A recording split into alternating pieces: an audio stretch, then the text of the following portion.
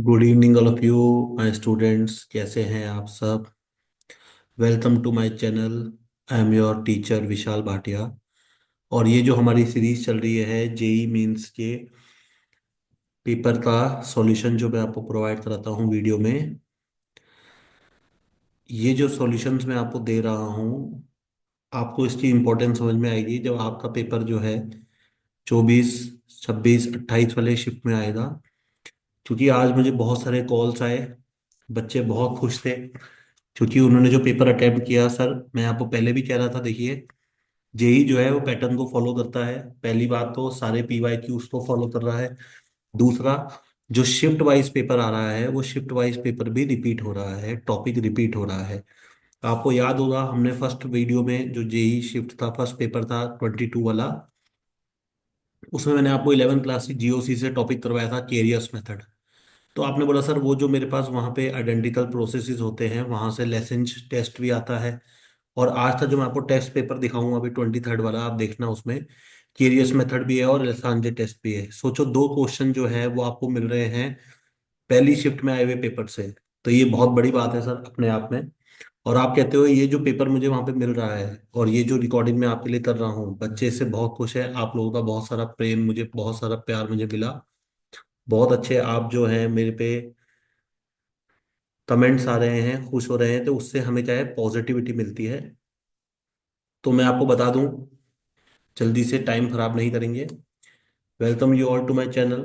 I am your host. मैं जो है वैशाली नगर जयपुर के अंदर अर्चिताज एकेडमी जो है, मैं उसके अंदर पढ़ाता हूँ, मैं टीचर हूँ। और बाय प्रोफेशन जो है शांति एशियाटिक स्कूल जयपुर के अंदर सीकर रोड में जो स्कूल स्थित है, वहाँ पे मैं जेई डिवीजन की क्लासेस जो है वो लेता हूँ। आईबी बोर्ड जो है वो स्कूल के अंदर एनरोल्ड हो चुका है ऑलरेडी। तो बहुत सारे बच्चे जो हैं वो पूछते थे सर कि हमें ऐसा स्कूल बताइए जहाँ पे हमें इन हाउस फैसिलिटी मिल जाए, जहाँ पे हम जेई और नीट की तैयारी कर सकते हैं। तो आपको शांति एशियाटिक स्कूल ये फैसिलिटी प्रोवाइड कराता है जहाँ पे आप इन हाउस क्लासेस ले सकते हैं जेई और नीट के लिए और तैयारी कर सकते हैं। और स्टे बैक की भी फैसिलिटीज वहाँ पे अवेलेबल है। आपके लिए हॉस्टल्स की फैसिलिटी भी वहाँ पे अवेलेबल है, जो कि एक बहुत ही प्लस पॉइंट है जेई और नीट के प्रिपरेशन वाले बच्चों के लिए। तो ये जो है कुछ इंट्रोडक्शन पार्ट था। आइए अब चलते हैं अपनी वीडियो की तरफ। तो आज जो हम पेपर डिस्कस करने जा रहे हैं सर वो है 23rd जैन का शिफ्ट फर्स्ट का पेपर। सर आज जो है 24th जैन ऑलरेडी हो चुकी है, पेपर हो गया और आप 23rd का बता रहे हैं। देखिए मेरे पास जो है बहुत ज़्यादा टाइट शेड्यूल पैकिंग है। बच्चों की डिमांड में, बच्चों के प्रेम में, बच्चों का जो प्यार मुझे मिला उसके कारण मैं बच्चों के लिए रिकॉर्डिंग कर रहा हूँ। अभी भी अगर मैं बताऊँ आपको तो अभी भी रात के जो है 12 बज चुके हैं। 2 बजे तक ये रिकॉर्डिंग चलेगी, अपलोडिंग करना, सब कुछ करना। तो ये जो मेहनत है ये मैं आप लोगों के लिए ही कर रहा हूँ। बस चाहूँगा आपसे लाइक शेयर कमेंट मिलते रहें, ठीक है? तो आपका जो है मुझे जो है प्रोत्साहन वो मिलता रहेगा। आइए स्टार्ट करते हैं। देखिए पहला क्वेश्चन वापस से टी ब्लॉक से। अगर आपने मेरी सीरीज देखी होगी फर्स्ट और सेकंड पेपर का सॉल्यूशन, तो आपने देखा होगा डी और ब्लॉक से सवाल आ रहा है। देखिए वापस से आ गया, और ये सवाल को तो सवाल ना ही बोलो तो सर ज्यादा अच्छा है। इसमें कुछ भी नहीं था सर। देखिए यहाँ पे ऑस्टियम है, इरिडियम है और मेरे पास प्लेटिनियम है। आपने बोला सर ये जो है ये आते हैं मेरे पास 5D सीरीज से। और जो पैलेडियम आता है सर, निकल के बाद पैलेडियम आता है, ये आता है सर मेरे पास 4D सीरीज से। तो पूछ रहा है विच of the following element does not line on the same period. तो पीरियड में सेम कैसे होगा सर? ये जो आ रहा है ये आ रहा है 5th पीरियड से, ये आ रहा है 6th पीरियड से। तो आपने बोला सर ये जो है मेरे पास राइट ऑप्शन हो जाएगा। डायरेक्ट क्वेश्चन देख के आंसर करने वाला क्वेश्चन था सर। देखिए इसलिए मैं आपको कहता हूँ एनसीईआरटी इंपॉर्टेंट है। बच्चों ने जैसे ही क्वेश्चन देखा, जिसने एनसीईआरटी पढ़ी हुई थी, never under estimate the power of NCERT. Sir NCERT के अंदर ये स्पेशल केस है, कोऑर्डिनेशन कंपाउंड का क्वेश्चन है ये। कोऑर्डिनेशन कंपाउंड के अंदर हम पढ़ाते हैं, और मैंने पहले भी बताया हुआ है आपको, बोर्ड पॉइंट ऑफ व्यू से बहुत इंपॉर्टेंट है। फेशियल और meridional isomers board point of view से बहुत इंपॉर्टेंट है। आपने बोला सर वहां पे जो है हम पढ़ाते हैं आपको इस तरीके का ये जो है स्ट्रक्चर जो आइसोमर शो करता है वो फेशियल और मेरिडोनियल बनाता है। इसमें जो है ये जो है ये आइसोमर कैसे होने चाहिए सर, ये सॉरी, ये जो लीगेंड है ये कैसे होने चाहिए, यूनिडेंटेड लीगेंड होने चाहिए। तो आपने बोला सर मेटल जो होता है उसमें ये इस तरीके से जुड़ जाता है। तो ये जो तीन साइड है ये एथ आइसोमर से आती है, ये तीन साइड एथ से आती है, तो आपने बोला ये फेशियल और मेरिडोनियल बन जाता है। डायरेक्ट अगर मैं आंसर देखता हूँ तो आपने बोला सर सीधा आंसर जो है वो मैच हो रहा है, NH3 और Cl3। ये जो है मेरे पास यूनिडेंटेड लिगेंड है और ये फेशियल और मेरिडोनियल आइसोमर शो करेंगे। आइए आगे चलते हैं। विच of the following react with Heisenberg reagent. देखिए सर बहुत ही इंपॉर्टेंट क्वेश्चन है, क्योंकि हाइजेनबर्ग रिएजेंट जो है वो आपके लिए इंपॉर्टेंट टॉपिक है। अमीन्स के अंदर जो है टेस्ट देने के लिए यूज में लिया जाता है हाइजेनबर्ग रिएजेंट। मैं वापस से बता देता हूँ, ये तो जेई के पेपर में आया है, ये बोर्ड पॉइंट ऑफ व्यू से भी इंपॉर्टेंट है, क्योंकि बच्चों को भी बोर्ड का पेपर देना है, बोर्ड पॉइंट ऑफ व्यू से इंपॉर्टेंट है। क्यों इंपॉर्टेंट है, क्योंकि 2025 का बोर्ड ने जो सैंपल पेपर लॉन्च किया है उस सैंपल पेपर के अंदर आपको जो है, मुझे याद थोड़ा बहुत है कि या तो पहला क्वेश्चन है या दूसरा क्वेश्चन है जो हाइसेनबर्ग रीजन के ऊपर दे रखा है। हाइसेनबर्ग रीजन इंपॉर्टेंट है, ध्यान रखना इसका। होता क्या है सर हाइसेनबर्ग रीजन, तो आपने बोला सर ये जो रिएजेंट है ये टेस्ट देने के लिए यूज में लिया जाता है। इसमें 1 डिग्री और 2 डिग्री अमीन जो है वो टेस्ट देते हैं, एलिफेटिक भी देती है और एरोमेटिक भी देती है। हाइसेनबर्ग रिएजेंट क्या होता है सर, आपने बोला बेंजीन सल्फोनाइल क्लोराइड जो है वो हाइसेनबर्ग रिएजेंट है मेरा।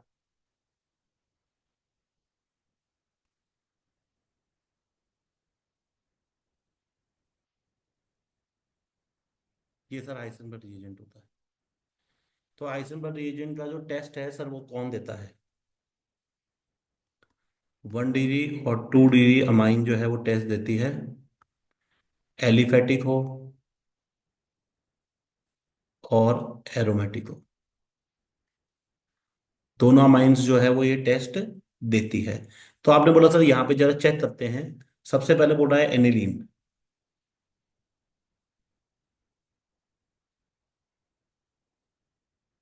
आपने बोला सर एनिलीन है, 1 डिग्री है, एरोमेटिक अमाइन है, टेस्ट देगी, तो option number A which of the following देगा सर, ए देगा। N N dimethyl aniline, N N dimethyl aniline बना देता हूँ सर।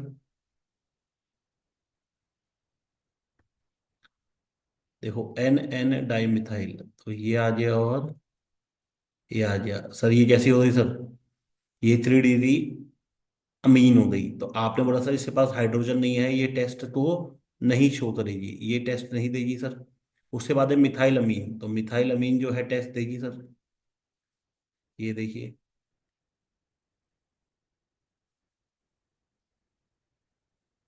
सॉरी मिथाइल अमीन है, गलत बना दिया, 1 मिनट।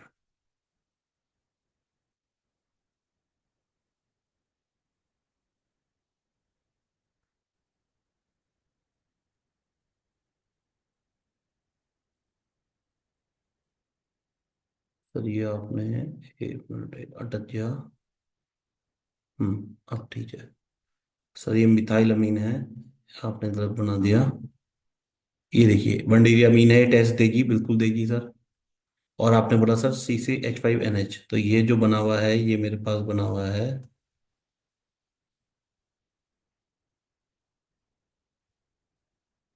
सर यही वो ऑप्शन है जो आपके बोर्ड के सैंपल पेपर में दे रखा है, आप चेक करना, आपको मिल जाएगा वहां पे। तो आपने बोला सर यहाँ पे बोर्ड के सैंपल पेपर में पूछा हुआ है ये टेस्ट देगा या नहीं देगा, आपने बोला ये टेस्ट देगा क्योंकि इसके पास हाइड्रोजन है और ये मेरे पास अमाइन जो है टेस्ट देती है, तो आपने बोला ये भी देगी। तो आपने बोला ए दे रही है, सी दे रही है, डी दे रही है, आओ इसमें ऑप्शन चेक करो। Option number C, ACD will be the right answer. Heisenberg reagent बहुत इंपॉर्टेंट है, मैं बता देता हूँ आपको। जेई को बहुत पसंद है ये क्वेश्चन, और बोर्ड को भी ये क्वेश्चन बहुत पसंद है, क्योंकि एनसीईआरटी का बहुत अच्छा क्वेश्चन है ये, ध्यान रखना इस चीज को। आइए आगे चलते हैं। ये देखो सर अब याद करो, जो मैं आपको कह रहा था कि ये जो सीरीज में आपके लिए बना रहा हूँ ये बहुत इंपॉर्टेंट है, ये जो बच्चों को मैं सीरीज बना के दे रहा हूँ ये उनके लिए बहुत इंपॉर्टेंट है। इस क्वेश्चन को देखते हुए वो बात जो है 100% प्रूफ होती है। सर 22 जनवरी का पहला शिफ्ट का पेपर आया था, वहां पे आपने मुझे बताया था कि वहां पे आपसे सवाल पूछा था कि बताओ मेरे को वहां पे ये जो है फ्रक्टोज टॉलरेंस टेस्ट देता है या नहीं। तो आपने बोला सर फ्रक्टोज टॉलरेंस टेस्ट नहीं देता, जो कि उसके अंदर कीटोन है ऐसा आप कहते हो। तो वो जो कीटोन ग्रुप है, उस कीटोन ग्रुप के अंदर अल्फा हाइड्रोक्सी होता है। क्या होता है सर? ये अल्फा हाइड्रोक्सी था, मैंने आपको उस वीडियो के अंदर पूरा अच्छी तरह बताया था। तो मैंने आपको बोला था सर यहाँ पे क्या होता है, मेरे पास टॉटोमेरिज्म होता है। अब जिसको पूरा मैकेनिज्म देखना हो वो मेरा फर्स्ट वीडियो देख लेना, वहां पे मैंने पूरा मैकेनिज्म समझा रखा है। टॉटोमेरिज्म होने के कारण सर जो फाइनल प्रोडक्ट बनता है उसके अंदर यहाँ पे मेरे पास एल्डिहाइड ग्रुप प्रोड्यूस हो जाता है। एल्डिहाइड प्रोड्यूस होने की वजह से देखिए यहाँ पे कह रहा है कि वो फ्रक्टोज जो है वो टेस्ट देता है, जबकि उसके पास एल्डिहाइड ग्रुप नहीं होता। पर आपको बताया था, मैंने आपको पढ़ाया था कि ये टॉटोमेरिज्म शो करता है, और टॉटोमेरिज्म शो करके अल्फा ग्रुप के अल्फा हाइड्रोक्सी के कारण ये जो है मेरे पास क्या दे देता है, एल्डिहाइड ग्रुप दे देता है। तो ये स्टेटमेंट 100% ट्रू हो गया sir. When reacted with base, fructose can undergo rearrangement to produce aldehyde group। बिल्कुल सही है सर। देखिए मैकेनिज्म के अंदर जो आपने मुझे बताया था वही यहाँ पे ये कह रहा है, बिल्कुल सही है, ट्रू है। तो आपने बोला सर दोनों स्टेटमेंट सही हैं, तो ये ऑप्शन नंबर बी मेरा आंसर हो जाएगा। इसका जो प्रॉपर एक्सप्लेनेशन है वो मैं आपको इसलिए नहीं दे रहा क्योंकि आपने बोला सर वीडियो 1, 22 जनवरी, मॉर्निंग शिफ्ट में आपको इस क्वेश्चन का पूरा एक्सप्लेनेशन बहुत अच्छे तरीके से मिल जाएगा उस क्वेश्चन के अंदर। और मैं आपको क्यों कह रहा हूं कि ये जो वीडियोस मैं बना रहा हूं ये आपके लिए इंपॉर्टेंट है, देखिए इसलिए इंपॉर्टेंट है, इस क्वेश्चन को देख के आपको समझ में आएगा। और ये तो ये है, अभी आगे और भी ऐसे क्वेश्चन है देखिए जो मेरी पहली वीडियो से आपको मिलेंगे।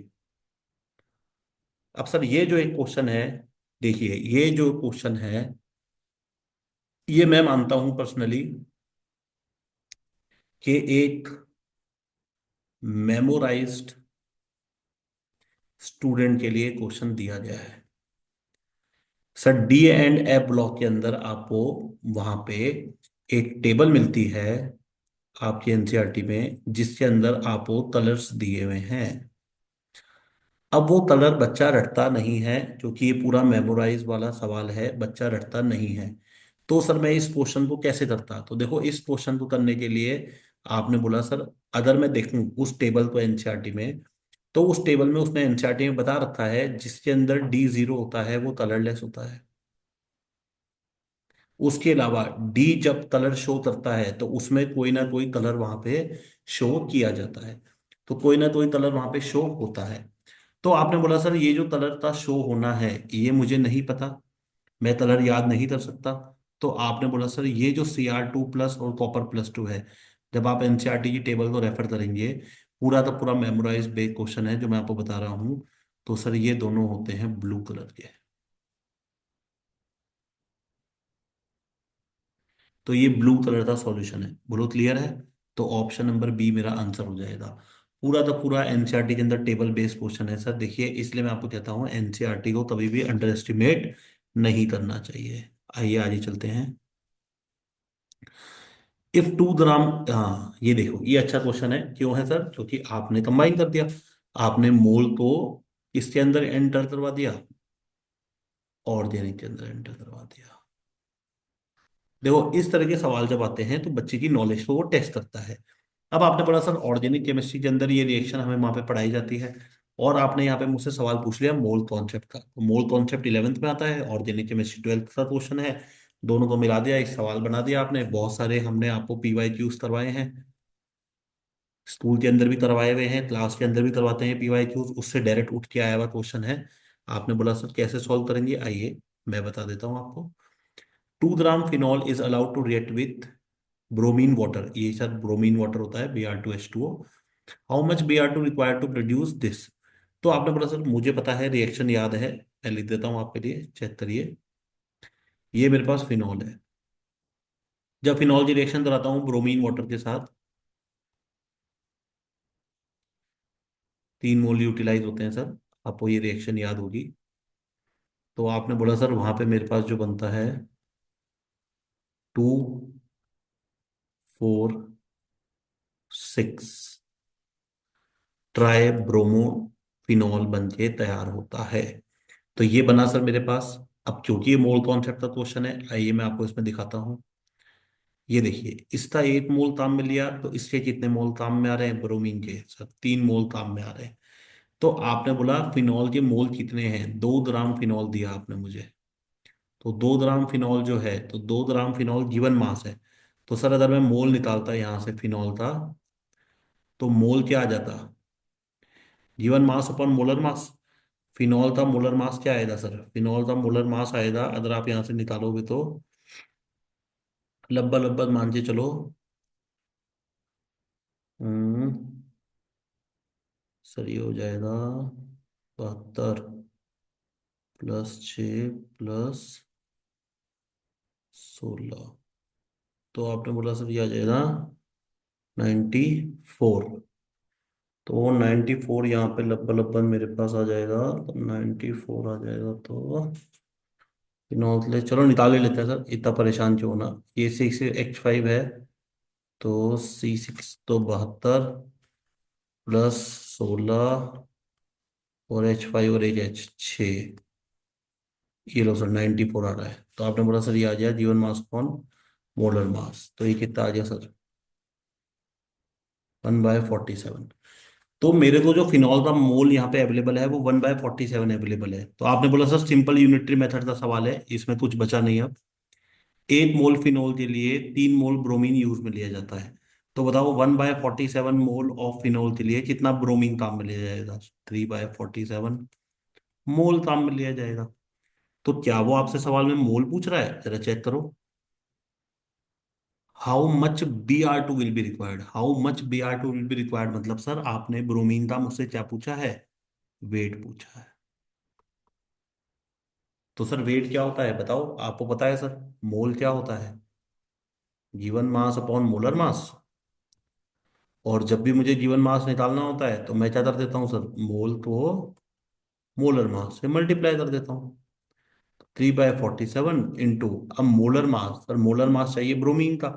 तो ब्रोमीन का Br का जो मास होता है वो 80 होता है। 2 करोगे तो ×2 हो जाएगा, तो 160 आ जाएगा। तो सर इसको 160 से मल्टीप्लाई कर दो। आपने बोला सर अब मैं जब इसकी वैल्यू निकालूंगा राउंड ऑफ में, क्योंकि सवाल में दिया हुआ है यहाँ पे, देखिए क्या दे रखा है, round off to nearest integer. तो नियरेस्ट इंटीजर में मुझे इसको राउंड ऑफ करना है। तो आपने बोला सर देखिए वैल्यू लगभग लगभग इसमें कितनी आएगी। तो और जब आप इसको सॉल्व करोगे तो ये लगभग आपके पास नियरेस्ट वैल्यू इसकी आएगी 10। तो 10 यहाँ पे देखो मेरा आंसर है क्या, बिल्कुल है सर, ऑप्शन नंबर सी। अब देखो ये मैथमेटिकल कैलकुलेशन है, ये आप कर लोगे, ये मैंने करी हुई है। तो आपने बोला नियरेस्ट जो इंटीजर है वो यहाँ पे 10 आएगा। क्वेश्चन का कॉन्सेप्ट देखो बहुत ही सिंपल क्वेश्चन था सर, दो चीजों का कॉन्सेप्ट जोड़ दिया उसने, ऑर्गेनिक केमिस्ट्री जोड़ दी और मोल कॉन्सेप्ट जोड़ दिया। इसलिए हर एक चैप्टर हर एक टॉपिक जेई के पॉइंट ऑफ व्यू से इंपॉर्टेंट होता है। बोलो क्लियर है, अब आगे चलते हैं। सर देखो ये क्वेश्चन मेरे पास पता नहीं मैंने बच्चों को डीपी में कितनी बार करवाया है। ये हमारे पास डीपीपी में बच्चों के पास सवाल आता है। तो आपने बोला सर कार्बो एनायन का सवाल है, बहुत ही जनरल सवाल है, बहुत बार करवाया जाता है। तो यहाँ पे अगर मैं देखूं तो बोल रहा है मोस्ट स्टेबल कार्बो एनायन बना दो। तो मोस्ट स्टेबल कार्बो एनायन बनाने के लिए आपने बोला चेक कर लो रेजोनेंस में पार्टिसिपेट कौन कौन सा रेजोनेंस कर रहा है। देखो ये यहाँ पे जो है डांसिन रेजोनेंस नहीं है, मत बोलना डांसिन रेजोनेंस हो रहा है, ठीक है ना, यहाँ पे कोई डांसिन रेजोनेंस नहीं है। तो आपने बोला अगर मैं बात करता हूँ तो ये देखो ये यहाँ पे रेजोनेंस दिखाएगा, ये यहाँ पे रेजोनेंस दिखाएगा, क्योंकि आपने हटल रूल पढ़ा हुआ है, आपको हटल रूल पढ़ाया हुआ है। देखो ये तो रेजोनेंस कर रहा है, साथ में इसके पास 6 पाई इलेक्ट्रॉन्स है। तो 6 पाई इलेक्ट्रॉन्स होने के कारण कैसा कंपाउंड हो जाएगा, एरोमेटिक ऐसा। और देख लो इनमें से कोई सा भी कंपाउंड जो है आपको ज्यादा स्टेबल नहीं दिखेगा, क्योंकि ये एरोमेटिक कंपाउंड है। तो आपने बोला sir option number B will be the right answer. ये तो रेजोनेंस दिखा रहा है, ऊपर से एरोमेटिक कंपाउंड है, 6 पाई इलेक्ट्रॉन रख रहा है, तो आपने बोला सर ये मेरे पास हाईली स्टेबल कंपाउंड हो जाएगा। अब सर ये देखो क्वेश्चन वापिस से कहाँ से जोड़ दिया सर, याद करो, as it is question PYQ में आया हुआ है, जेई में पूछा हुआ है ये क्वेश्चन, ये जेई में पूछा था उसने, आई थिंक 2023 में ये सवाल पूछा हुआ है इस तरीके का। तो देखिए इसलिए पीवाईक्यू को जो है इंपॉर्टेंस दी जाती है। सर क्या कहना चाह रहा है यहाँ पे, आओ देखते हैं। सर कोबाल्ट का ये एक कॉम्प्लेक्स दे रखा है आपने मुझे, तो सर ये जो कॉम्प्लेक्स है, ये इस तरीके का कॉम्प्लेक्स है, वो आपसे पूछ रहा है। इसके लिए आपने मुझे डेटा जीवन जरा देख लेते हैं क्या क्या दे रखा है। सर 0.1 मोलल मतलब मोलैलिटी दे रखी है आपने। 100% डिसोसिएशन है सर। 100% डिसोसिएशन मतलब क्या है सर? वॉन्ट ऑफ फैक्टर जो है इसका 1 हो जाएगा।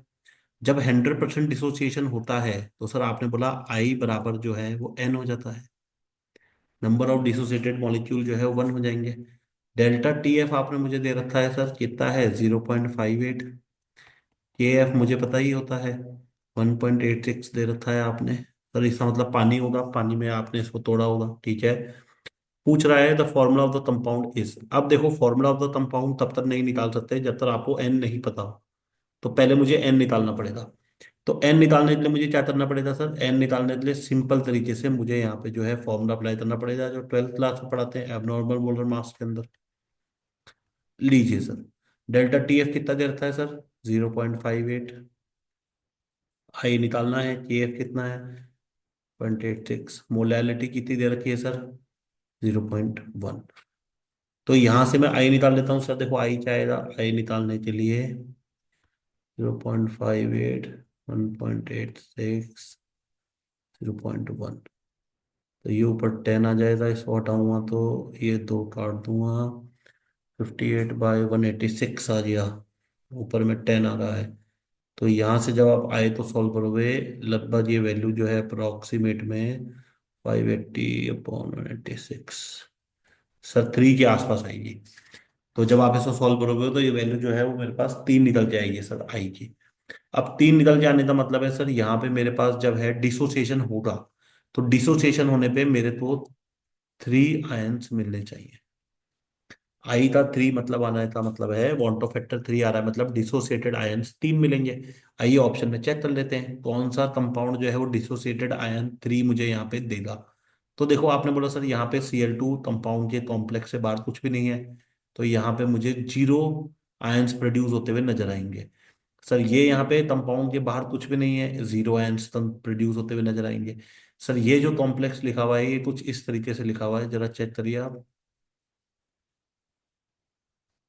ये देखो सर, अब जब आपने बोला इसको मैं डिसोसिएट करवाऊंगा, तो डिसोसिएट करवाना आपको आता है सर। एक तो मुझे कॉम्प्लेक्स कंपाउंड मिलेगा और साथ में मुझे 2 क्लोराइड माइनस आयन मिलेंगे।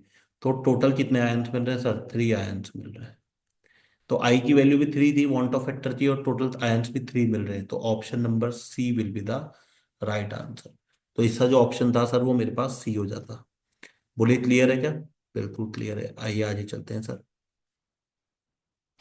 ये देखिए इसकी मैं बात कर रहा था आपसे। क्यों मैं आपको बार बार कह रहा था कि सर ये जो वीडियोस मैं बना रहा हूं आपके लिए ये बहुत इंपॉर्टेंट है। सर क्योंकि जो जेई के शिफ्ट के पेपर हैं उन पेपर्स के अंदर आप देखिए रिपीटेशन आ रहा है, टॉपिक का भी आ रहा है, पर्टिकुलर एक कॉन्सेप्ट का भी आ रहा है। वापस से मैं इस वीडियो के एंड में आपको बताऊंगा जो बच्चे अब पेपर देने वाले हैं जेई का उनके लिए कौन कौन से टॉपिक हैं जो इंपॉर्टेंट है, उस पर ध्यान देना आप। देखिए सर जीओसी क्लास 11 से ये सवाल आपके पास आया है। मैंने आपके लिए जो फर्स्ट वीडियो बनाई थी उस फर्स्ट वीडियो के अंदर भी सवाल था, केरियस मेथड था और लेफेंगे टेस्ट था।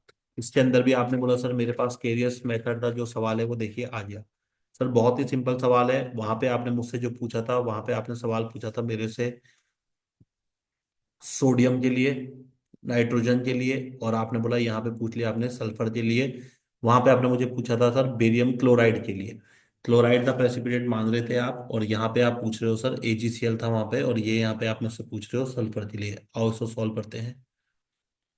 देखिए केरियस मेथड किसी ने एक बार भी पढ़ा हुआ है तो वो इस सवाल को अटेम्प्ट कर लेगा। इस सवाल के अंदर ऐसा कुछ है नहीं।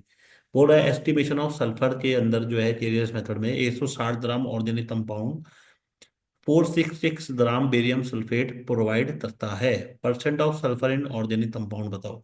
तो अब आपको याद होगा हम जो क्लास के अंदर आपको पढ़ाते हैं वहां पे हम आपको बताते हैं। सबसे पहले मैं यहाँ पे बेरियम सल्फेट के लिए अगर बात करूं तो बेरियम सल्फेट में जितने भी इसके मोल्स आएंगे सल्फर उसके मोल के बराबर ही होगा। मतलब सल्फर का मोल अलग से निकालने की जरूरत नहीं है सर। बेरियम सल्फेट के जितने भी मोल्स आते हैं सल्फर के उतने ही मोल होते हैं, ये आपको क्लास के अंदर पढ़ाया जाता है बेरियम सल्फेट के केस के लिए। तो आपने बोला सर यहाँ पे मोल जो है बेरियम सल्फेट का कैसे निकालूंगा मैं?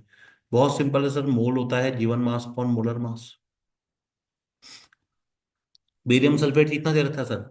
466 ग्राम बेरियम सल्फेट वो मुझे दे रहा है, डिवाइड बाय, तो बेरियम सल्फेट का मास कितना आएगा सर? इसका मास आएगा अगर आप चलोगे तो 32 64, ये तो ये आ जाएगा सर 233। इसका मतलब लगभग लगभग आपने बोला सर 2 मोल आ रहे हैं, ये देखो चेक करो।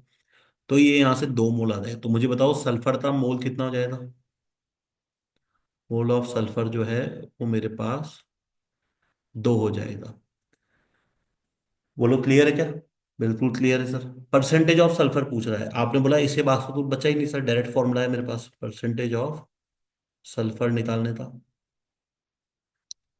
Sir weight of sulphur divide by weight of organic compound multiplied by 100, सीधा आंसर आएगा। तो मुझसे क्या पूछ रहा है सर? Weight of sulphur. तो वेट ऑफ सल्फर मुझे यहाँ पे कितना गिवन है सर? देखो सल्फर का वेट जो होता है वो होता है 32। तो मोल्स जो है वो सल्फर के कितना है? 2 आए हैं। तो वेट हो जाएगा 32 × 2, 64 ग्राम। क्योंकि सल्फर के मोल 2 आए थे ना सर, बेरियम सल्फेट के जितने मोल होते हैं उतने सल्फर के होते हैं। तो सल्फर का मास यहाँ पे कितना हो जाएगा sir? 64। 64 divide by weight of organic compound दे रखा है 160 इंटू 100 कर दो सर। तो देखो ये तो मुझे सीधा सीधा करता हुआ दिख रहा है, 8 8 × 64, 8 25 40%। देखो सर सिंपल कैलकुलेशन आई है 40%, तो आपने बोला option number C. Option number C will be the right answer. मैं फिर बता रहा हूँ आपको, जो भी बच्चे जेई में अभी अपीयर होने वाले हैं, जिनका टेस्ट अभी होगा, जो ये मेरा वीडियो देख रहे हैं उनके लिए मैं बता दूं आपको। और जो अभी नहीं देख रहे, अगर वो पेपर देने के बाद देखेंगे तो उनको बेचारों को थोड़ा सा दुख होगा कि काश ये वीडियो पहले देख के चले जाते।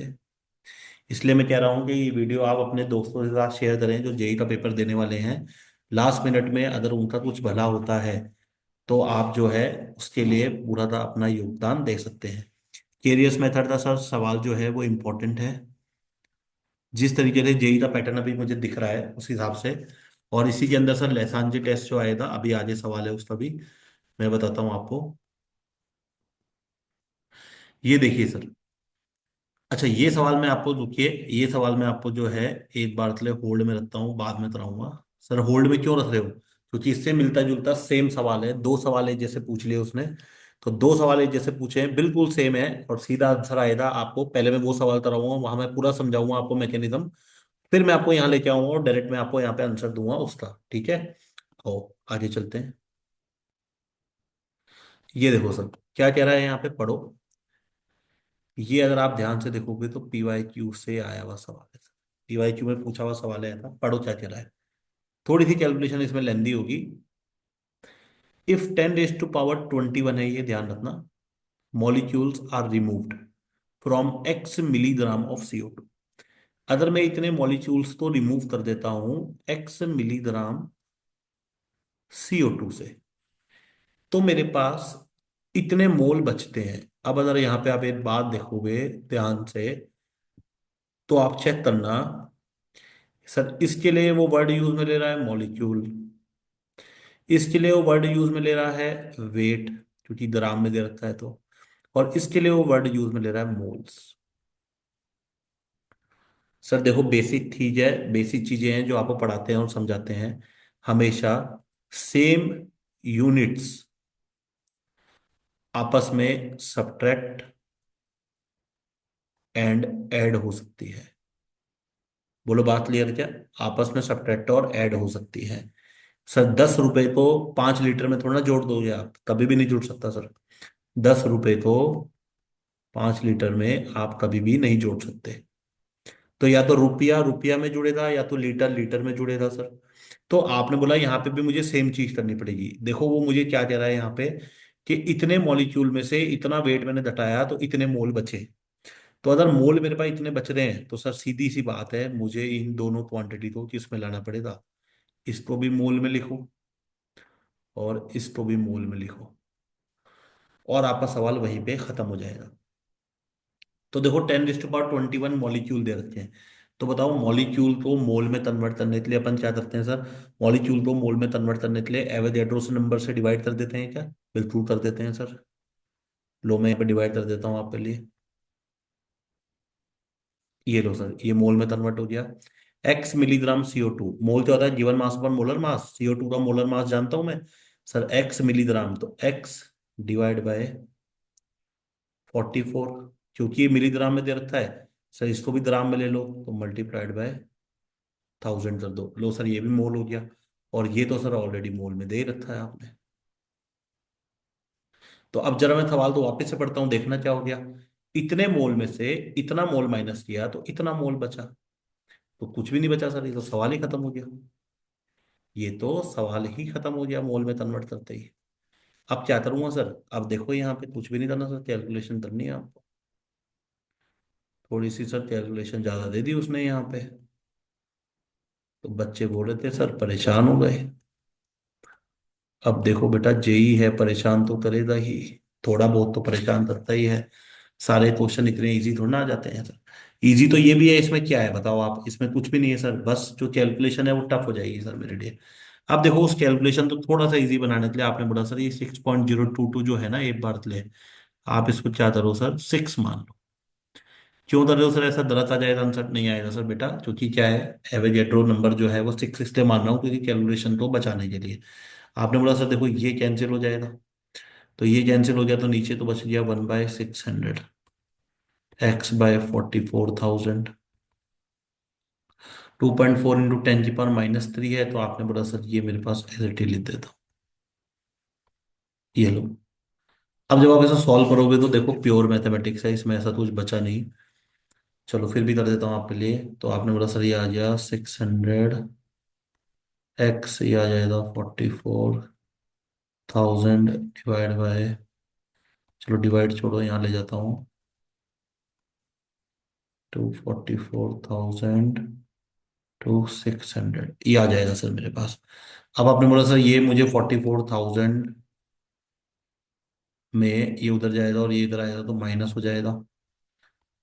तो × 10⁻³ 4,000 × 600 एक्स। तो एक्स के लिए सर ये पूरी वैल्यू को जब मैं डिवाइड करूंगा, तो क्योंकि आंसर जो है वो नियर बाय इंटीजर में आ रहा था, तो देखो आपने बोला सर 70.9, ये मेरे पास एक्स की वैल्यू आएगी। आप सॉल्व कर लेना, नियरेस्ट बाय इंटीजर में जो आंसर आ रहा था, तो आपने बोला यहाँ पे चेक करो, बिल्कुल दिख रहा है, साफ साफ दिख रहा है। ऑप्शन नंबर बी जो है वो मेरे पास आंसर आ गया। बोलो क्लियर है क्या? क्लियर है। देखो सर, कैलकुलेशन तो आपको करनी पड़ेगी अगर आती है तो, क्योंकि हर सवाल जो है वो डायरेक्ट नहीं आता। देखो ये सवाल आ गया। अब थ्योरी बेस्ड सवाल है, थ्योरी आपने पढ़ी हुई है, पर इसके अंदर भी सर एक चीज है जो मुझे परेशान करती है। अब वो चीज परेशान कर भी सकती है, उससे लिए बच्चा जो है यहाँ पे बोनस नंबर डिमांड कर सकता है, अगर आप उस पर्टिकुलर टॉपिक की बात करते हो तो। आओ मैं बताता हूँ वो क्या चीज है। देखो वैसे वो आपके क्या है, सिलेबस में नहीं है। वो हम लोग पढ़ते हैं मास्टर्स में, हमने जो मास्टर्स में पढ़ी हुई है वो आपसे वो अभी 12th में पूछ रहा है, सोचो आप। तो आपने बोला सर ये जो वैल्यू है, किसकी बात कर रहे हो आप, क्या बात कर रहे हो, कंफ्यूज मत करो सर आप हमें। आओ पहले सवाल करते हैं। बोल रहा है NO2, अभी ए वाला छोड़ देता हूँ, एक बार नीचे आओ। बोल रहा है NO2 एग्जिस्ट एज डाइमर। पता है सर आप, NO2 में ऑड नंबर ऑफ इलेक्ट्रॉन्स होते हैं, डाइमराइज होती है क्या बन जाता है, N2O4 बन जाता है। सर 12th क्लास में रिएक्शन भी है, पढ़ा हुआ है आपने, बिल्कुल सही स्टेटमेंट है। इनकरेक्ट पूछ रहा है ना, इस बात का ध्यान रखना, इनकरेक्ट बताना है मुझे, ये करेक्ट है। P5 PF5 एग्जिस्ट करता है, NF5 नहीं करता सर, बहुत बार पढ़ा है आपने। सर क्योंकि P जो है वो बिग साइज होता है, उसके पास वेकेंट ऑर्बिटल्स होते हैं, N के पास वेकेंट ऑर्बिटल नहीं होता, वो अपने आप को एक्सपेंड नहीं कर पाता, वो नहीं बनता, ये स्टेटमेंट भी सही है। PH3 has lower proton affinity. क्या मतलब है लोअर प्रोटोन एफिनिटी की? साफ साफ सा मतलब है सर, लोअर प्रोटोन एफिनिटी का मतलब है, बता रहा है कि ये बी बेस होगा, और अमोनिया जो है वो मेरे पास स्ट्रॉन्ग बेस होगा। तो ये तो वो टॉपिक है सर जो सीधा पढ़ाते हैं आपको। PH3 फॉस्फीन है, NH3 है, NH3 के पास लोन पेयर होता है, इस पास भी लोन पेयर होता है। नाइट्रोजन का लोन पेयर जो है सर वो डेंस होता है, इसकी डेंसिटी ज्यादा होती है, नाइट्रोजन छोटा होता है, तो ये सर अट्रैक्ट कर सकता है सामने वाले को। तो ये जो है सर बेस जो है वो स्ट्रांग होता है। और फॉस्फीन जो है सर चार्ज बड़ा होता है, ये इसके अंदर फैला हुआ होता है, तो फैलने के कारण सर ये जो है ये वीक बेस बन जाता है। बोलो क्लियर है क्या? तो ये भी सही है सर।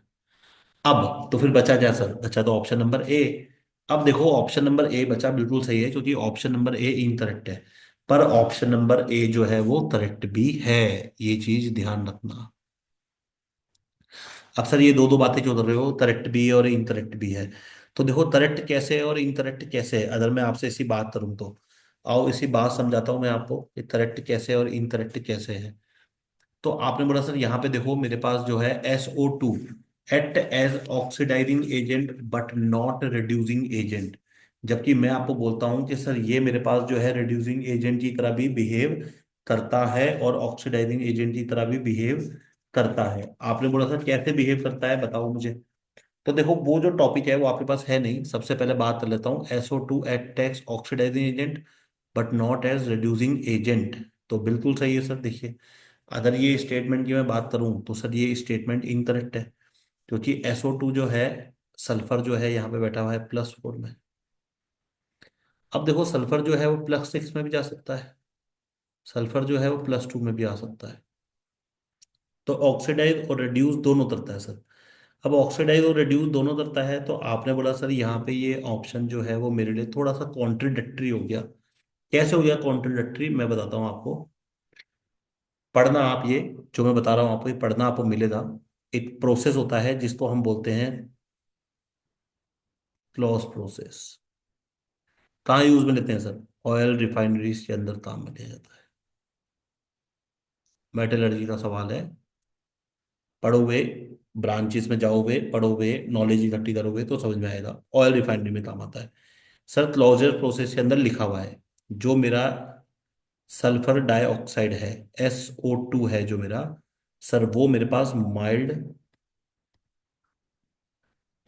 माइल्ड रिड्यूसिंग एजेंट, ये आ जाए कॉन्ट्रोडिक्टरी पार्ट। सल्फर डाइऑक्साइड जो है सर वो एक्ट करता है माइल्ड रिड्यूसिंग एजेंट की तरह। और रिएक्शन लिखूं आपके लिए, ये लो रिएक्शन लिख देता हूं। ये लो सर, ये लो प्रूफ लो आप। तो सर ये माइल्ड ऑक्सीडाइजिंग एजेंट की तरह, रिड्यूसिंग एजेंट की तरह एक्ट करता है, और ये उसकी रिएक्शन लिखी हुई है यहाँ पे। पर वो तो मना कर रहा है यहाँ पे, वो तो कह रहा है कि वो सर ऑक्सीडाइजिंग एजेंट की तरह बिहेव करता है और रिड्यूसिंग एजेंट की तरह नहीं करता। देखो ये जो थ्योरी है ये आपके सिलेबस में नहीं है, तो उसको ध्यान में रखते हुए आप कह सकते हो। पर अगर मैं बात करूं, अगर मैं बात करूं तो ये क्वेश्चन में जो है, वैसे तो देखो बोनस नंबर आने के चांसेस कम हैं, पर एक बार के लिए डिमांड करी जा सकती है, क्योंकि ये जो ऑप्शन है ये कॉन्ट्रडिक्टरी है। और अभी के लिए अगर मेरे ऑप्शन की बात करूं तो option number A will be the right answer, क्योंकि ये इनकरेक्ट स्टेटमेंट है। बोलो बात क्लियर है क्या? डेप्थ में जाओगे तो करेक्ट है, और वैसे ये इनकरेक्ट ऑप्शन है। बिल्कुल सर। आओ आगे चलते हैं। देखो क्या बोल रहा है, the D electronic configuration of an octahedral CO2+ complex ion have magnetic 3.95 Bohr magnetron is. तो आपने बोला था सीधी सी बात है, कोबाल्ट के ऊपर +2 का चार्ज है। तो अगर कोबाल्ट के ऊपर +2 का चार्ज है तो मैं कॉन्फ़िगरेशन लिखता हूँ, तो कोबाल्ट +2 की कॉन्फ़िगरेशन मेरे पास जो आती है वो आ जाएगी 3D7। तो 3D7 27 होता है सर, 27 होता है, तो 27 की कॉन्फ़िगरेशन डायरेक्ट आती है R 4s2 3D7। ये लो, ये दो इलेक्ट्रॉन गए, पीछे बचा 3D7, तो 7 इलेक्ट्रॉन आ गए। अब देखो कॉम्प्लेक्स +2 आयन जो है सर, ये मेरे पास यहाँ पे क्या है, 7 इलेक्ट्रॉन्स को मुझे जो है इसके अंदर जो है भरना है, तो आओ इसको भर देते हैं सर। तो 3 अनपेयर्ड इलेक्ट्रॉन आएंगे इसके अंदर। और वो जो 3 अनपेयर्ड इलेक्ट्रॉन है वो कैसे भरोगे सर? देखो कोबाल्ट है, ये कैसा कॉम्प्लेक्स हो जाएगा? आपने बोला सर हाई स्पिन कॉम्प्लेक्स है, तो हाई स्पिन कॉम्प्लेक्स है तो डीजनरेसी करो इसकी। ये लो सर ऐसे चला जाएगा, ये अगर मैं इसमें इलेक्ट्रॉन भरता हूँ तो ये इलेक्ट्रॉन फिल कर देता हूँ।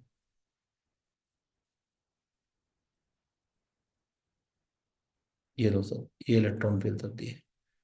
तो 3 अनपेयर्ड इलेक्ट्रॉन है वो इस तरीके से आ जाएंगे सर। देखो ये नीचे लेवल हो जाए T2G, ये ऊपर लेवल हो जाए Eg। तो साफ साफ दिख रहा है T2G में आ रहे हैं 5, Eg में आ रहे हैं 2। चेक कर लो तो ऑप्शन है क्या? T2G में 5, Eg में 2। लो पहला ही ऑप्शन मिल जाए तो option number A will be the right answer. बोलो क्लियर है क्या? क्लियर है? बिल्कुल क्लियर है सर। तो देखो बहुत ही सिंपल सवाल था, डायरेक्ट सवाल था, इसमें इतना कुछ है नहीं। अब आगे चलते हैं। क्या बोला sir? Match the following appropriately regarding thermodynamic process. Sir देखो थर्मो से सवाल आ गया। हमने देखा था पिछली वीडियो में थर्मो से सवाल था, बिल्कुल था। मैंने आपको थर्मो का इंपॉर्टेंट टॉपिक भी बताया था कि थर्मो इंपॉर्टेंट टॉपिक है, जो बच्चा पेपर देने जा रहा है थर्मो जरूर पढ़ के जाना। देखो ये सवाल आ गया। बोल रहा है when volume change is zero. तो वॉल्यूम चेंज जीरो है तो आपने बोला सर डायरेक्ट फॉर्मूला होता है मेरे पास। वर्क डन था, डायरेक्ट फॉर्मूला होता है -PdV। अब बच्चा बोलेगा सर +PdV भी तो होता है सर। तो +dV बेटा वहां पे होता है जब आप फिजिक्स के लिए पढ़ते हो, ध्यान रखना। यही तो थर्मोडाइनमिक्स जो है थोड़ी सी अलग है। हम वहाँ पे फिजिक्स में वर्डन तो पॉजिटिव मानते हैं और केमिस्ट्री में हम वर्डन तो नेगेटिव मानते हैं। यही एक अंतर है। आंसर दोनों से सेम आएगा, आप दोनों से निकाल सकते हो। पर जो अंतर है फिजिक्स और केमिस्ट्री के अंदर वो ये है। तो मैं इस फॉर्मूले को लेते हुए प्रोसीड करता हूँ। आपने बोला वॉल्यूम चेंज जीरो है, तो मुझे बताओ जब डीवी की वैल्यू जीरो है तो वर्डन क्या आ गया सर? जीरो आ गया। When volume is constant. Sir बहुत ही बेसिक सवाल है सर। जब वॉल्यूम कांस्टेंट होगा तो प्रोसेस क्या होता है? आइसोकोरिक होता है। अब देखो सर मेरे जैसा बच्चा क्या करता है, अगर मैं स्टूडेंट हूँ तो मैं क्या करूंगा सर? देखो मुझे दिख रहा है पी का आंसर फर्स्ट है। ओह बैटरी डाउन हो गई, 1 मिनट के लिए आप मुझे थोड़ा सा डिस्टरबेंस होगा, सॉरी। 2 मिनट देना, 2 मिनट, सॉरी सॉरी सॉरी।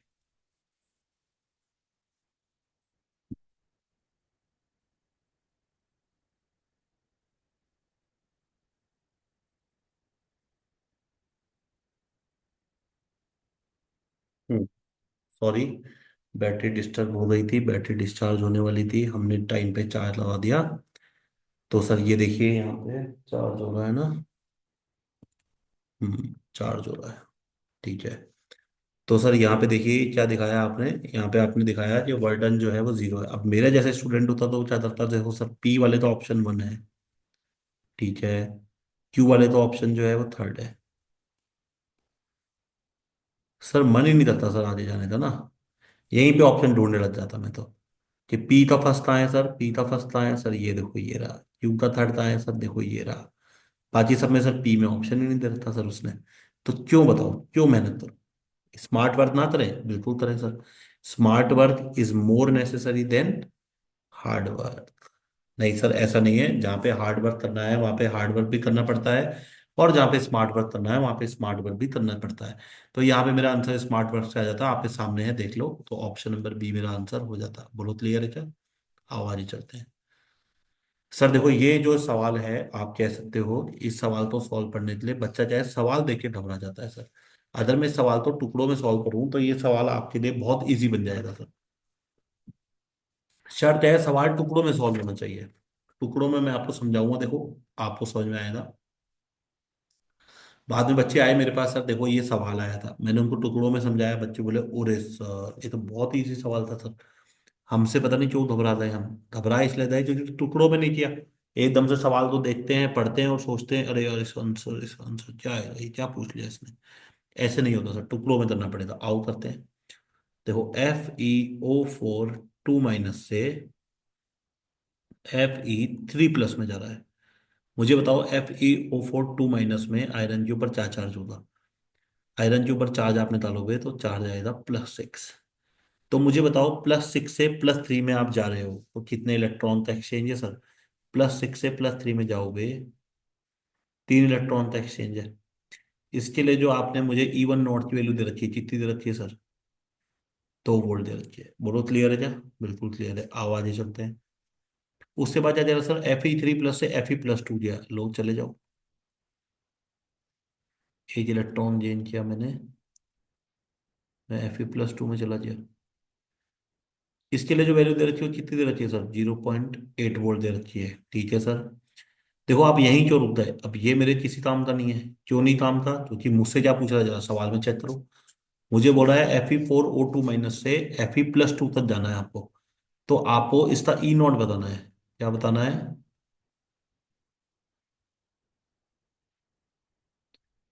इसका ई नॉट बताना है। तो मैं, आपने बोला आगे क्यों जाऊंगा सर, मैं यहीं पे रुक जाऊंगा। Fe+2 में ही रुक जाऊंगा। यहाँ से यहाँ तक जाना है तो आगे जाने की जरूरत नहीं है, वो मेरे कोई काम का नहीं है।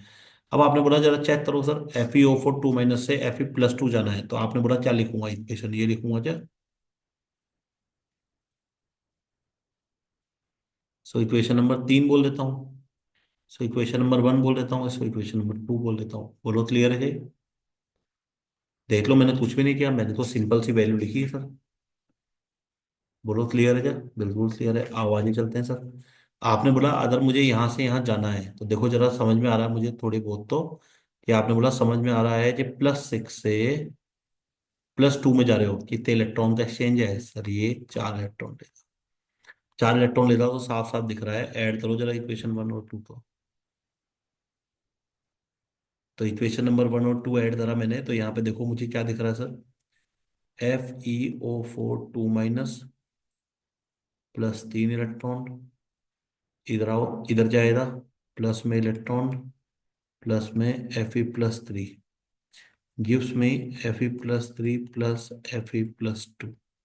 सर ये देखो +3 से +3 कट गया, बिल्कुल वही बन जाएगा जो आपको चाहिए था। ये लो सर, सवाल यहीं पे सॉल्व हो गया, देखो वही बन जाएगा जो आपको चाहिए था। बिल्कुल सर, ये तो वही बन गया।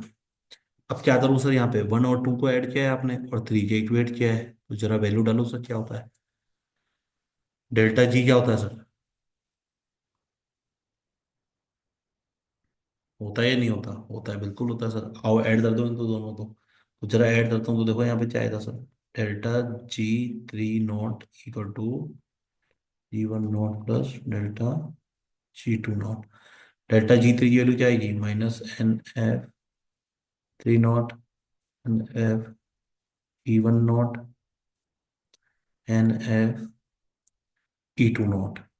तो साफ साफ दिख रहा है आपको सर इसके अंदर, ये देखो, एफ से एफ कॉमन लेके कैंसिल हो जाएगा, माइनस साइन में कॉमन लेके कैंसिल कर दूंगा। तो मुझे बताओ आपके पास क्या बचा सर? पूछ क्या रहा है सर मेरे से? इसके लिए मुझसे पूछ रहा है, इसका मतलब E3 नॉट जानना चाहता है। तो मेरे पास E3 नॉट की वैल्यू क्या आ गई, यहाँ पे चेक करो।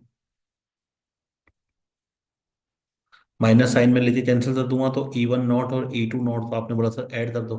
तो E1 नॉट और E2 नॉट का अगर मैं यहाँ पे ऐड करता हूँ, तो ये देखो ऐड करने के लिए ये जो एन है, इस एन को मत भूल जाना सर। तो एन को मैं यही लिख देता हूँ। E3 नॉट कितने इलेक्ट्रॉन का एक्सचेंज आ रहा है? 4 इलेक्ट्रॉन का एक्सचेंज आ रहा है। E1 नॉट के लिए चेक करो ऊपर, एन का कितने का एक्सचेंज था सर? E1 के लिए अगर मैं देखता हूँ, 3 इलेक्ट्रॉन का एक्सचेंज है सर, तो ये आएगा यहाँ पे E1 नॉट प्लस में इसके लिए कितना था सर? 2 × E2 not. तो E3 नॉट पूछ रहा है आपसे, तो E3 नॉट कैसे निकालोगे सर? ये लो निकाल दो। 3 × E1 नॉट, 2 दे रखा है। 2 × E2 नॉट कितना दे रखा है सर? 0.8 दे रखा है, डिवाइड बाय 4। कितना आ गया सर? 6 + 0.6 डिवाइड बाय 4, या 7.6 डिवाइड बाय 4। लगभग लगभग ये आ जाएगा 3.7 1.8। तो आपने बोला सर ये अप्रोक्सीमेट 1.8 वोल्ट के आसपास आ जाएगा। जरा आंसर चेक करना, इंटीजर में निकाल रहा है क्या? नहीं सर, तो देखो 1.8 तो मेरे पास सर ए की वैल्यू आती है, इसके आसपास की 2 आएगी। बोलो क्लियर है क्या? तो इसका आंसर क्या आ जाएगा सर? इसका आंसर आ जाएगा मेरे पास लगभग लगभग 2। 1 पॉइंट के आसपास की वैल्यू आ रही, तो सर ये वैल्यू हो जाएगी। बोलो क्लियर है क्या? तो देखो ये एक क्वेश्चन था जिसमें आपको थोड़ा सा टाइम देना पड़ता, थोड़ा सा पेशेंस यूज में लेता आपका, वो थोड़ा सा आपकी वो नॉलेज चेक करता। आओ आगे चलते हैं। अब सर देखो ये क्वेश्चन, सर फ्री के नंबर, नहीं ऐसे मत बोलो सर, फ्री के नंबर नहीं है, मेहनत करी है हमने।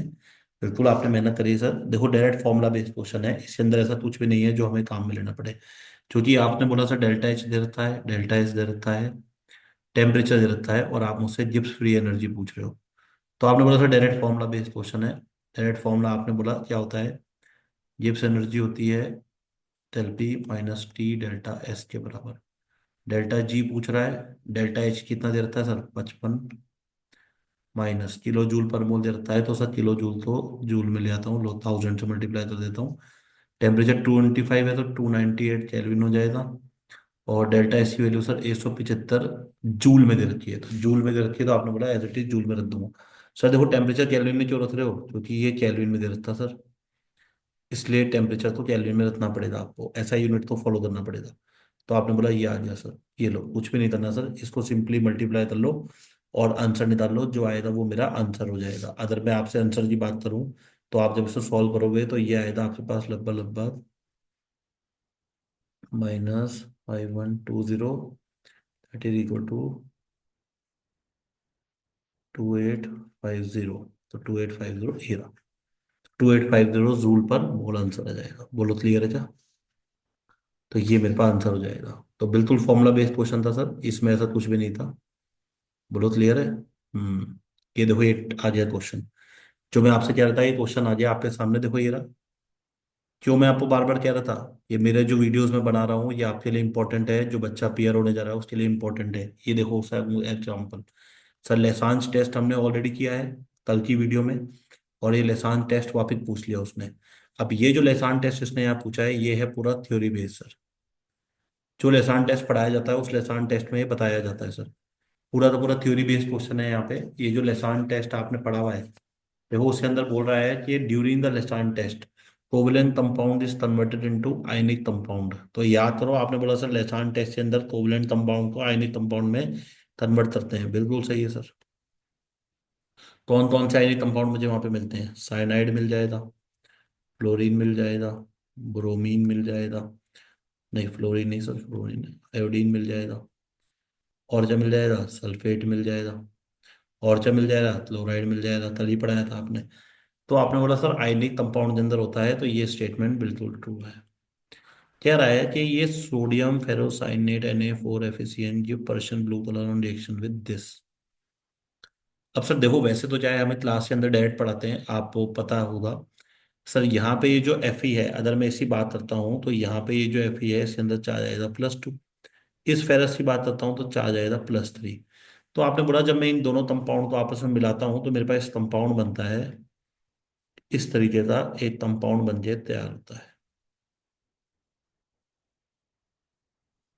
ये।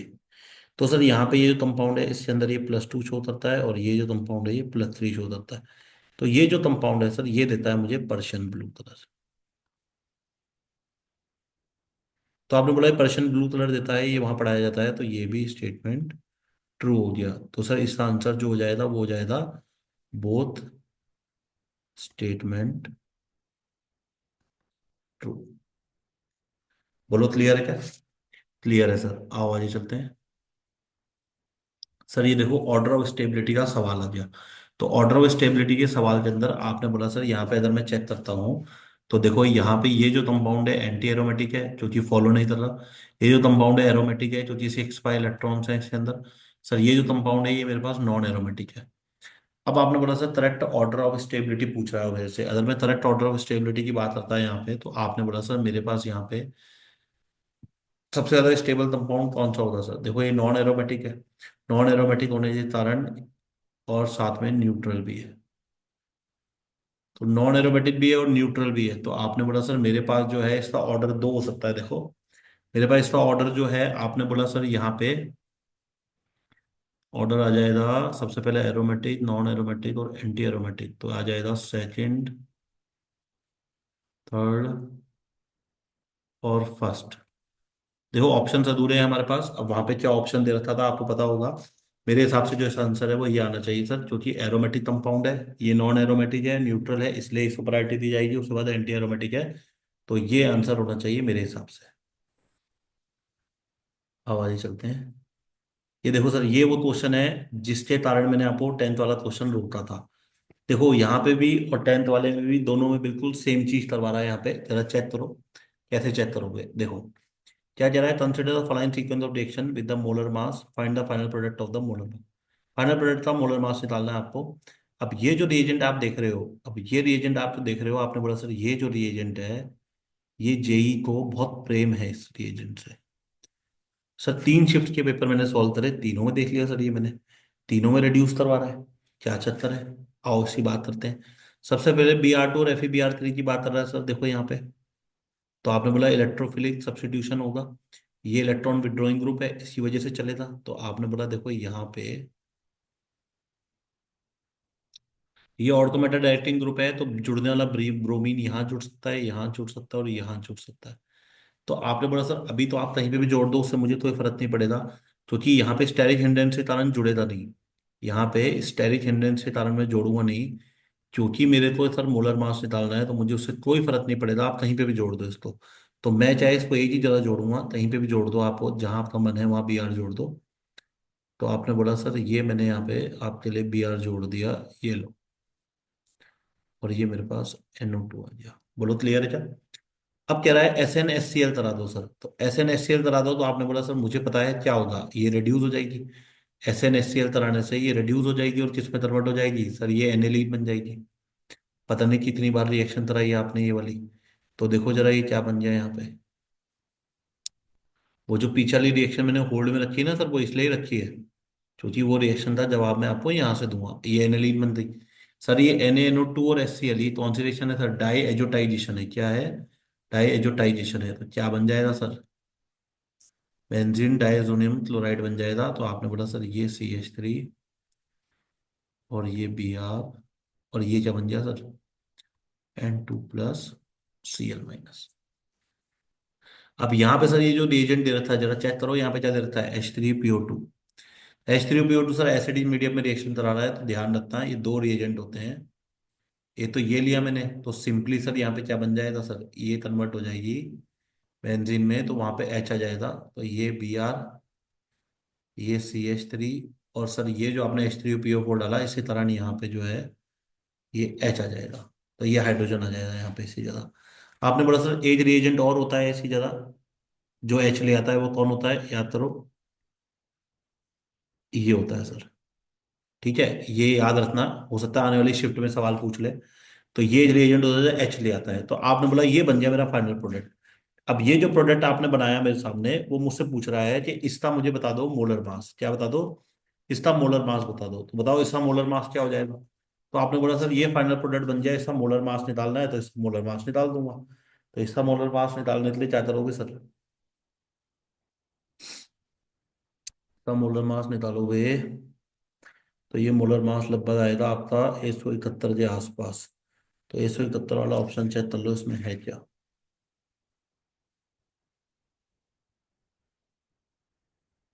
नहीं सर, 171 वाला ऑप्शन इसमें है नहीं।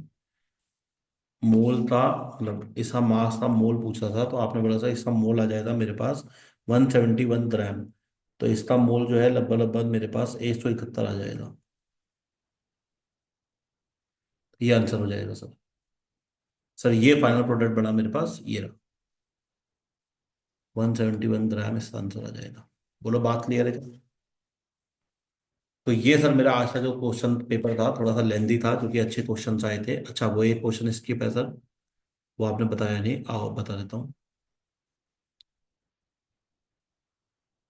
तो अच्छा, ये रहा सर। अब देखो आपने बोला जाए 4 नाइट्रोटोलुईन, तो 4 नाइट्रोटोलुईन लो बनाओ। ये टोलुईन, ये 4 नाइट्रो, ये लो आगे चलो क्या कह रहा है। सर ये कह रहा है is treated with Br2 to get compound P, ये लो ब्रोमिनेशन करा दो। अब देखो बिल्कुल वही सवाल लग गया आपको, ये जो सवाल आप पीछे पड़ गए हो वही है। लो सर ब्रोमिनेशन करा दिया। बताओ ब्रोमिनेशन के बाद क्या करूंगा sir? Ortho para directing group है, तो आपने बोला ये ब्रोमिनेशन करा दूंगा, which is reduce with SnCl। अब देखो मैं बढ़ा नहीं रहा था प्रोडक्ट, आपने बोला ये Br आ जाए, ये लो SnCl डाल रहे हो, तो आपने बोला सर ये मेरे पास क्या हो जाएगा, NH2 में कन्वर्ट हो जाएगा, ये लो। उसके बाद आपने इसका डाइएजोटाइजेशन करा दिया, तो आपने बोला ये डाइएजोटाइजेशन से N2 प्लस Cl माइनस हो जाएगा। उसके बाद आपने बोला सर फॉस्फेरिक एसिड के साथ रिड्यूस करा दिया और ऑक्सीडाइज करा दिया KMnO4 के साथ। तो आपने बोला जब ये आप कराओगे, तो कराने के बाद मेरे पास क्या बच जाएगा पीछे सर, पीछे तो मेरे पास एच आ जाएगा। तो आपने बोला ये तो मेरे पास पीछे एच आ जाएगा, ये लो ये बचा। और आपने बोला sir oxidize alkaline get final product. अब जब मैं फाइनल प्रोडक्ट निकालूंगा तो ऐसा फाइनल प्रोडक्ट क्या बनेगा सर? आपने बोला ये ऑक्सीडाइज होके क्या बनाओगे सर? ये लो, ये बेंजोइक एसिड बन गया। बोलो बात क्लियर है क्या? इसलिए मैंने आपको बोला था ऐसा मैकेनिज्म मैं वहां पढ़ाऊंगा और आपको यहाँ पे डायरेक्ट अप्लाई कर दूंगा। देखो ये डायरेक्ट अप्लाई कर दिया मैंने। बोलो क्लियर है क्या? तो आपने बोला सर ये मेरे पास यहाँ पे हो गया। अब देखो ये मेमोराइज बेस्ड क्वेश्चन होता है, मेमोराइज बेस्ड पेपर है बच्चों का। तो मेमोरी के अंदर जो है बच्चों ने जितना हमें बता पाए उतना हमने लिखा। अब इसके अलावा जो हमने बच्चों से बात करी थी तो बच्चे बता रहे थे सर कि एक दो क्वेश्चन और थे जो बच्चे बता रहे थे आए थे। वो कुछ बच्चों को आधा अधूरा याद है, उसके लिए तो मैं देखो आपको देख के बताता हूँ। तो बच्चा जो बता रहा था आधा अधूरा उसको क्या याद था? सर ये एक क्वेश्चन था जो आया था, बहुत अच्छा क्वेश्चन था। वो आपसे पूछ रहा था कि फाइनल प्रोडक्ट बता रहा था वहां पे आपको कि एक्चुअल में फाइनल प्रोडक्ट क्या बनेगा। सर ये जो क्वेश्चन था ये कुछ इस प्रकार से था।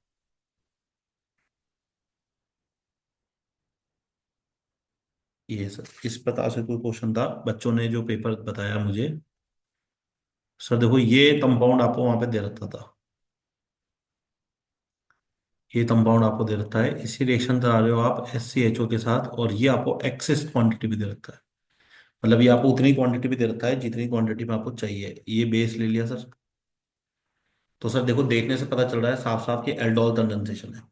तो एल्डोल कंडेंसेशन की रिएक्शन है, तो आपने बोला सर एल्डोल कंडेंसेशन करा हुआ है। एल्डोल कंडेंसेशन के अंदर क्या होता है सर? देखो ये अल्फा हाइड्रोजन है। तो अल्फा हाइड्रोजन जो है वो रिड्यूस होंगे, तो अल्फा हाइड्रोजन को कैसे रिड्यूस कराऊंगा सर? अटैक करता है। तो देखो अल्फा हाइड्रोजन कैसे रिड्यूस अटैक करेगा सर? और ये HCHO है। ये सर, तो यहां से आपने बोला सर हाइड्रोजन जाएगा, ये नेगेटिव चार्ज आएगा, ये हाइड्रोजन जो है ये अटैक करेगा। तो ये अटैक कर देगा सर, ये यहाँ पे मेरे पास क्या बन जाएगा सर? O नेगेटिव बन जाएगा। तो ये आपने बोला ये शिफ्टिंग हो जाएगी, ये लो। तो आपने बोला पीछे क्या बन जाएगा सर? पीछे अगर मैं प्रोडक्ट बनाऊंगा तो मेरे पास बन जाएगा CH3, CHO, ये चाचे जुड़ जाए इससे CH2OH, ये बन जाएगा सर। अगली बार क्या करेगा सर? वापस से मेरे पास अल्फा हाइड्रोजन जो है, ये बचा हुआ जो अल्फा हाइड्रोजन है, ये वापस से अटैक करेगा, और वापस से अल्फा हाइड्रोजन जब अटैक करेगा तो मेरे पास क्या आ जाएगा सर? ये एच हटा दो आप, और वापस से अटैक कराओगे तो कुछ ऐसा बन जाएगा। चेक करो। ये तो मैंने दो बार करा दी इसमें एल्डोल कंडेंसेशन। ये लो। अब क्या करूंगा सर? इसमें दो बार एल्डोल कंडेंसेशन करा दिया आपने, दो बार एल्डोल कंडेंसेशन कराने के बाद जो मेरे पास प्रोडक्ट है HCHO, वो अभी भी एक्सिस क्वांटिटी में है सर। तो अभी भी अगर वो एक्सिस क्वांटिटी में मौजूद है तो उस एक्सिस क्वांटिटी के अंदर अब क्या करेगा सर ये? अब ये यहाँ पे जो रिएक्शन करेगा सर, देखो वो रिएक्शन कुछ इस तरीके की होगी। अगर मैं उस रिएक्शन की बात करता है यहाँ पे, तो वो रिएक्शन होती,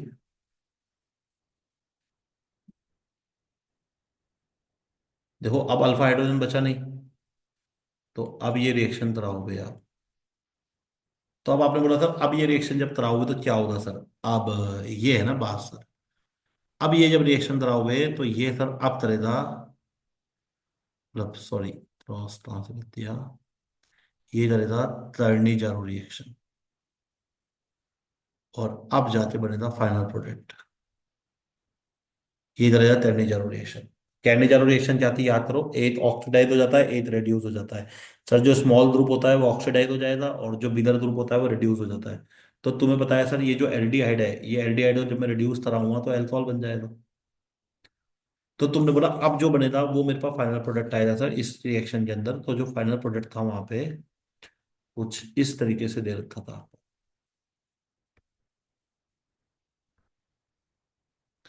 ये वहां पे कुछ फाइनल प्रोडक्ट दे रखा था, और ये आपने बोला सर ऑक्सीडाइज हो जाएगा। तो ये वहां पे मेरे पास ऑक्सीडाइज हो गया। ये सर ये ऑक्सीडाइज हो जाएगा। तो ये मेरे पास वहां पे फाइनल प्रोडक्ट बनता, जैसा कि बच्चों ने आपने मेमोरी बेस के हिसाब से बताया था। तो ये कुछ क्वेश्चन थे हमारे पास जो JEE शिफ्ट में आए थे। कौन से वाले में सर? ये 23 जनवरी वाले फर्स्ट शिफ्ट में जो क्वेश्चन आए थे। अब सर 23 जनवरी का जो सेकंड शिफ्ट का पेपर है वो भी आया है मेरे पास, ठीक है, उसका वीडियो मैं आपके लिए बहुत जल्दी अपलोड करूंगा। ठीक है, तो मिलते हैं आपसे अगली वीडियो में। देखिए मैं आपको फिर बता रहा हूँ, अगर आप जेई के एक्सपीरियंट है और आप पेपर देने वाले हैं, तो आपने बोला सर ये जो पेपर है, ये जो क्वेश्चंस हैं आपके लिए बहुत ही यूजफुल है, ये जो सॉल्यूशन मैं आपको दे रहा हूँ ये बहुत ही यूजफुल है। ठीक है, तो ये आप देखिए, इसको आप करिए, और अगर आपको फिर भी कोई मदद की जरूरत हो तो मैं आपके लिए अवेलेबल हूँ। ये मेरा यहाँ पे नंबर है, स्क्रीन पे देख लीजिए आप, ये मेरा ही पर्सनल नंबर है। वैशाली नगर जयपुर के अंदर मैं पढ़ाता हूँ, चित्रकूट में। तो आपको कभी भी कोई प्रॉब्लम हो, कोई चीज़ पूछनी हो, तो आप मुझसे फ़ोन करके पूछ सकते हैं, कोई दिक्कत नहीं है। अगर मैं फ़ोन नहीं उठाता तो मुझे एक व्हाट्सअप छोड़ दीजिए कि सर मैं ये बोल रहा हूँ, मुझे ये प्रॉब्लम है, प्लीज़ बता दीजिए, I will solve it for you. बोलो क्लियर है? चलिए, आज का सेशन थोड़ा सा लंबा हो गया सर। मिलते हैं अपने अगले सेशन में बहुत जल्दी, अपने अगले वीडियो में, जिसमें मैं आपके लिए जो है वीडियो अपलोड करूंगा। 23rd मॉर्निंग शिफ्ट का कर दिया है मैंने, 23rd इवनिंग शिफ्ट का करना है, और 24th वाली शिफ्ट का करना है। देखो मेरे पास वर्कलोड थोड़ा ज़्यादा है, इसलिए जो अपने वीडियो रिकॉर्डिंग है वो थोड़ा लेट चल रहा है, कोई दिक्कत नहीं है सर, समझ में आना चाहिए आपको। मैं पेपर आने से पहले डालने की कोशिश करूंगा कि आपके लिए वो हो जाए। चलिए मिलते हैं अपनी अगली वीडियो में, तब तक के लिए bye bye all of you, have a great day.